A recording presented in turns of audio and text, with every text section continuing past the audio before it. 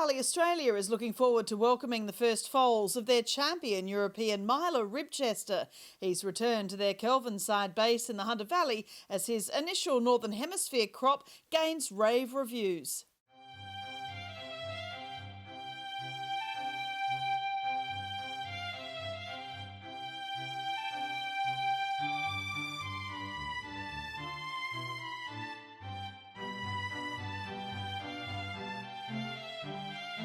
Adam, it's always great seeing these stallions come back, the shuttle stallions, for their second season because, you know, it was really hard for him last year the first time around. He'd done a lot of travel and really kind of needed that year under his belt. He looks great here. Yeah, he's a different horse, Caroline. He looks amazing. He was an impressive horse when he showed up here last year. He'd been a busy horse. He was off a book of 150 mares in Ireland, a full book.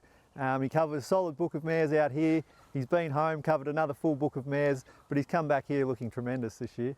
Yeah, well, of course, a four-time Group 1 winner and a champion miler twice in the UK as well. He really has the attributes of the sort of championship qualities that you want to see in a stallion. Yeah, if I was to use a word to sum him up, I'd say he's elite. He was a Group 2 winning juvenile, as you said, a four-time Group 1 winner. He won a Group 1 at 3, he won 3 Group 1s at 4, dual European champion miler. That word elite just sums him up perfectly. But it's Ribchester and William Buick who are going to win the Ulster Cab lock-in to make most to win it. He won the lock-ins first up as a 4-year-old. He went to the Queen Anne as the hot favourite. The eyes of the world are watching. It's the opening race on day 1 of Royal Ascot.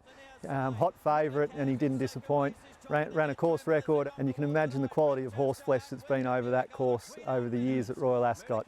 In recent years alone, there's been Kingman and Frankel win over a mile at Royal Ascot. Shamardale did it. The list goes on, and none of them did it faster than Ribchester. And a son of Ifrage too. I mean, we're seeing a lot of really lovely Ifrages sort of coming through, and there are a lot yet to hit the tracks even here in Australia. So he's going to be a good sire of sires. He is, yeah, and touching on him as a sire of sires, he's already got Wootton Bassett in the UK, who's a sire of a Group 1 winner. Hot Streaks, another son of Ifrage with his first juveniles in the UK this year. He's already had a stakes winner and made a very promising start. And Ifrage is a stallion that he's made a huge impact in both hemispheres. He obviously shuttles to Hanui Farm in New Zealand each year. We've seen his deeds through the likes of John Snow, Ginger Nuts, Turn Me Loose, these horses. So he's a horse that's made a real impact in both hemispheres and is starting to do it now as a sire of sires as well. And he's a perfect outcross as well, isn't he? I mean, that's the real attraction, isn't it? Finding that lovely nick that will work with so many of these Danehill line mares in Australia. Yeah, it's the holy grail for us, I suppose, Caroline, finding that perfect outcross. And Ifrage has proven that line works with Danehill.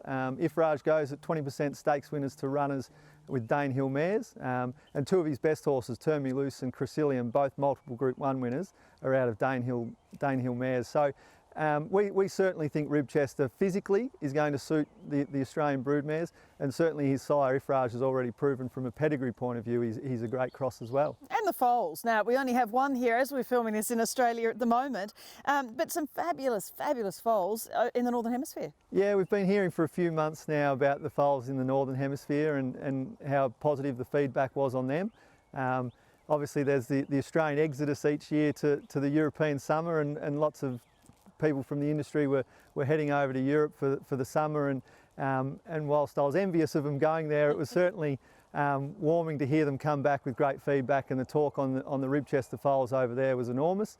As you said, there's one on the ground here. Mike O'Donnell at Fairhill Farm had a colt the other day out of a Lonhro mare, and he described it as a jackpot first foal. So it's great to hear that's translating down here as well, the positive feedback on the Ribchester foals. So what sort of mares? I mean, people now, second season, that some of them might be waiting, having had a mare that's, just fall down. And what are the real attributes in Ribchester if you're looking to send a mare to him?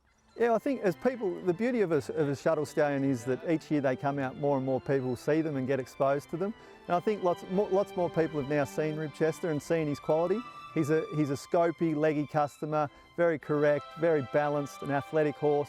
He looks like a tough Australian weight for age horse. So I think our short coupled, blocky Danehill mares, he's going to put quality and leg and scope into them, and he's just going to suit a multitude of what we've got out here.